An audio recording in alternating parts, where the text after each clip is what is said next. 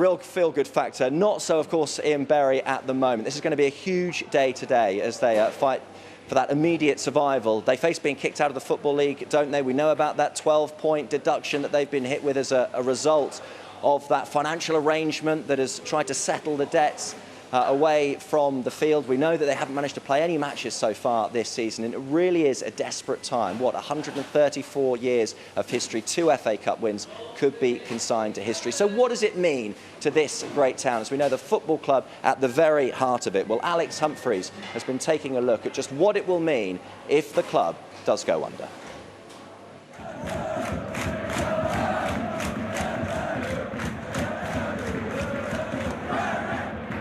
It's one of the oldest football clubs in the world, but after 134 years, the future at Gig Lane now hangs in the balance, the supporters searching for a miracle. Bury Football Club is so close to the heart of this community. They've twice won the FA Cup and earlier this year secured promotion to League One. For thousands of fans, supporting Bury has defined their lives.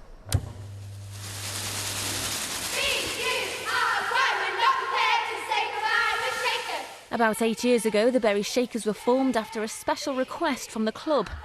They wanted to do something that they could give and offer to the community beyond the football game every Saturday. They wanted to get the community more involved in the club and see what the club could do for local people. I wasn't a fan previous, so I started going myself. A lot of my friends started to come. Bury FC is like the heart of Bury. So many people go every week to watch the games, and with what's going on, it's awful. For the Supporters Society, Forever Bury, coming to terms with the crisis hasn't been easy. It's quite distressing really, leaving to a lot of sleepless nights. It'd leave a massive hole in my life. It's virtually been our social life since we were little. With the club in financial turmoil, it's now emerged that owner Steve Dale has received 4 offers, one of which reportedly has his backing. However, the English Football League says it's frustrated at the lack of progress made as it waits for proof that the club is financially viable. We had been approached, we've put the people in touch with Mr Dale, we've requested the financial information that we've showed to him. But if he doesn't want to sell the club, then he just must prove to us, just demonstrate to us that he has the money to sustain it. For many, it's a crisis that should have been avoided. It's a classic case of things going wrong and people only realising it when it gets too late. And now we're on the verge of, the grey clouds are looming over us here. They're certainly looming over the football club. And I just pray and hope that some resolution can be found to it. As the gates at Gig Lane remain closed, the message from the fans to Steve Dale is please make a deal. Alex Humphreys, BBC News, Bury. Yeah, it really is desperate times, and you just get a sense of how significant, how important this club is to the town. What do we think, ladies? Do we think a buyer's going to be found at this late stage? No, I really don't. I think it's too late now. How sad would it be if the club does get kicked out of the Football League? It'd be very sad. It's been going for many years. There's a lot of people that, will be really disheartened about it. We have a customer that comes on every Saturday and she goes to the matches, and she was saying, not last week, the week before, but her husband, they're in their 80s and they both go to the whole matches, and her husband was crying. He was actually crying. Yeah, it just shows what it means. Thanks very much for that. Yeah, it is the supporters who love this club, who've been going for years, haven't they? And they will be the ones who will suffer. Joining us as well this morning, Joy Hart and Jamie Hoyland, former player, of course, and Joy, you were a former director. And it's been a full-on week for you. We saw pictures of you this week chaining yourself to the stadium at Gig Lane in protest at what's happened. Absolutely, it was the least I could do to make our plight known to the nation and further afield. Today could be the day that we've taken out of the Football League after 134 years. It doesn't bear thinking about. Purely by one man who's led us into, well, 2 men actually, who's led us into this situation. Yeah, those owners obviously responsible for the financial situation of the club.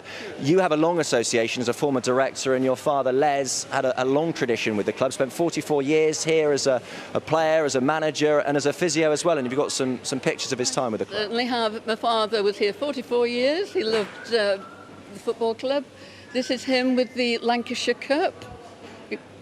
This is my father at Arsenal, Highbury, when he was captain. That was in there. So that was in running out at Highbury. Correct. Against Arsenal. About 1957, I think, give or take. Amazing picture. Many, many players have come through my father's hands, so to speak. This is Alec Lindsay, who went to Liverpool. Look at that one. There you go. That's that one as well. So that's Alec Lindsay. And your dad in that picture as well there? Yes, has trained them all. And obviously there were some big players as well, as we know, that were part of Bury's history and made moves to bigger clubs in the area as well. Colin Bell went to City, Manchester City. Terry McDermott went to Liverpool. Southall went to Everton. So many. Neville Southall, the famous goalkeeper. Southall, so many. I don't want to miss people off, but great players. And my father trained them all.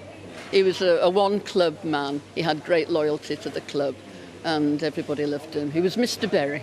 Mr. Bury, indeed. And obviously that prompted a rallying cry from you as well this week to clubs in the area, bigger clubs, of course, the Manchester Uniteds, the Manchester Cities, perhaps to help Bury in this difficult situation. Jamie, as a player, what was it like playing for the club, and how special is the club and its association and the link with the fan? Yeah, I mean, just going back there about players who came through, I got released from Manchester City, came to Bury under Martin Dobson, and I learnt to be a footballer at Bury. Got £100 a week, and it was like, can you get yourself back up? And lucky enough, I got a transfer to Sheffield United, but it was a fantastic place to play because, there was 2,500, 3,000 fans. You got to know them all, and there's still the same fans now. There's still the same people who work at, well, they don't work at the club anymore, who from when I played. It's a real community place, and I heard one of the fans earlier saying, what would you do on your Saturdays? And he said, well, my Saturdays are like my community, it's my social club. I don't see them in the week, but I go and meet all my friends on a Saturday. And I think that's the tragic thing. If they take away the football club, it takes away all that community, the social, and a bit for the town as well. People will come on the market before they go to the game. They'll go to the local pub before they go to the game. And to take away a football club from a town is so sad and heartbreaking, really. Take the heart out of the club. I mean, they say, don't they? If the town feels good, if the football club feels good, the town feels good as well. I live near Burnley, and that's the case in point. That place is bouncing because of what the football club's done. Just want Mr. Dale to sell the club today. Mr. Dale, please, it's an impassioned plea. Save Bury, help the town, help us, please. I think Joy said it all there, hasn't she? We know how emotional it is for you and everyone else involved. Joy, Jamie, many thanks indeed for joining us on BBC Breakfast. Of course, we'll be keeping an eye on developments throughout the course of the day. We wait to see whether or not Steve Dale will sell the club at this late hour. But of course, all eyes on that deadline tonight at midnight. That is the cut-off point. Obviously, the club have to demonstrate that they have a secure future and that they are viable. They can continue to play and fulfil the fixtures that they've not been able to do. We just wait to see, of course, whether or not that will happen today. It's a big day ahead, that's for sure. Very interesting morning down there, John. Thank you so much. And as John said, that deadline is tonight, so tomorrow morning on Breakfast, who knows quite what will have emerged, but we will keep you posted. Absolutely. 10 minutes to 9 is